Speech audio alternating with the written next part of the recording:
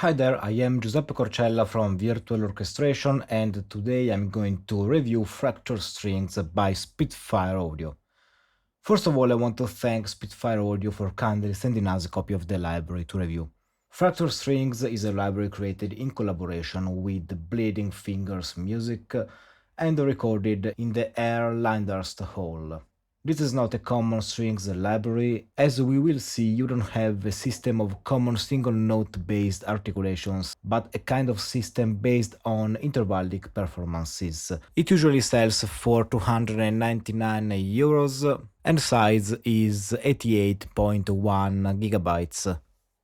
It includes 4 violins, 4 cellos, solo violin, and solo cello recorded with 12 mic positions.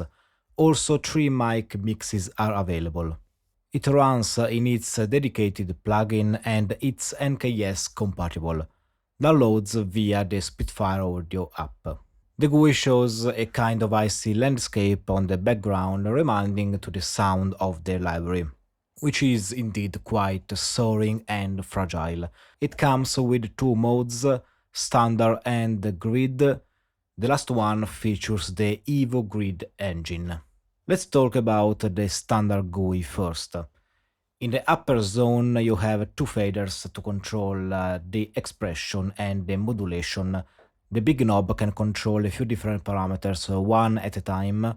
To see what the available parameters are, click on the center of the knob and then assign the parameter you want to control from the list. In the lower zone, you have 4 pages. The first one shows the list of articulations.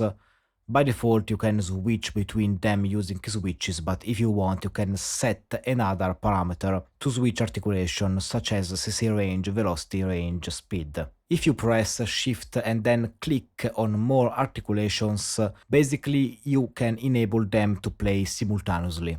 By clicking on this button, you access a page where you can delete some articulations from the patch and therefore purge the samples from the RAM or add new articulations. The interesting thing, in my opinion, is that you've got here a list of all the articulations of the library, I think, which by default are divided into presets based on the playing style. So if you prefer to have just one patch with all the articulations in it, you can create it from this tab. In the second page, you can activate and control the mic positions. If you switch off the global setting, any change you make will reflect on the selected articulation only, and if you switch off the advanced, you can just decide here the distance of the listener from the sound source. And on the right side, you can control the stereo width for the close and vintage mic positions, as well as the pan and invert the left and right channels. In the FX tab, you can control some effects such as reverb and release. The scale mode is a new feature introduced with this library. It basically lets the articulations that move between multiple pitches to follow a scale defined by the user. As you can see, you can here change the key and the mode of the scale, including Phrygian, Lydian, Mixolydian, minor, and Locrian. And if you want, you can also create your own custom scale by clicking on these circles. If you enable the out of scale button, the engine will be able to play notes which are out of the selected scale. Okay, let's now play around with these articulations and hear how the library sounds.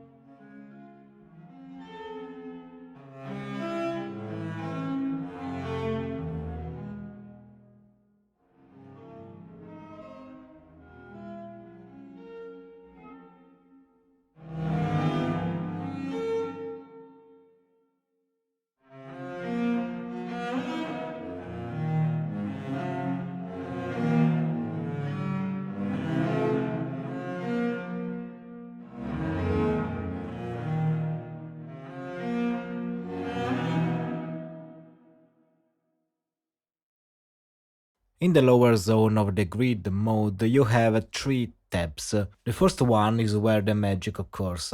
On the left side, you have a randomize function, which is a feature I love, and that is very important to me in these kind of libraries. In the center, you have a grid where you can assign playing techniques to ranges across the keyboard. The checkboxes on the right determine whether or not a technique is sent to the effects. Then you have a pen and a volume sliders for each technique. In the effects tab, you have a tape saturation, a delay, and a reverb. In the last tab, you can control the signals, and you have also an ADSR and a speed knob, where you can adjust the speed of the articulations.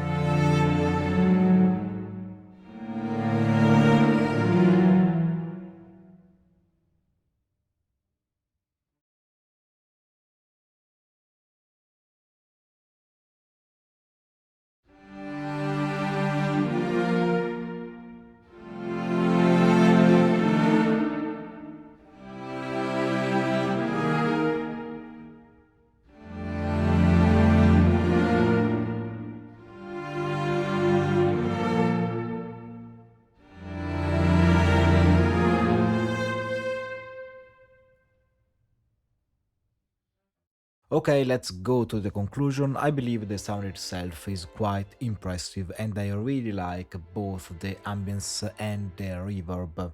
It's so warm but very soaring at the same time. When you approach this library, you have to consider that it's not a common string library, and in my opinion, it has a specific target. You cannot use it to compose and play whatever you want, of course, but if you learn how to use it on specific musical styles, I think it truly does its job. First of all, you have here mostly pre-recorded intervals, but since they are just intervals and not actual phrases, you can actually create your own melodies, but the fact that you are dealing with actual recorded performances gives you more realism. And indeed, this library sounds great and it's very expressive. I think it works very well to create tension, expectation, to support long and lush harmonies, and it's very cinematic. It can really work for documentaries, dramatic scenes, introspective narration, and you can really experiment weird harmonic combinations. I also believe indeed it's a quite experimental library. I truly love the grid mode and the randomize function is something I cannot live without on libraries like this. I think it gives you even more experimental capabilities. In the grid mode you can really mix together different playing techniques and come out with very uncommon combinations. You cannot sync to the tempo of your sequencer, dispersals and statements, but as they are more aleatoric and free-to-play techniques, they wouldn't work well on a tempo-synced environment.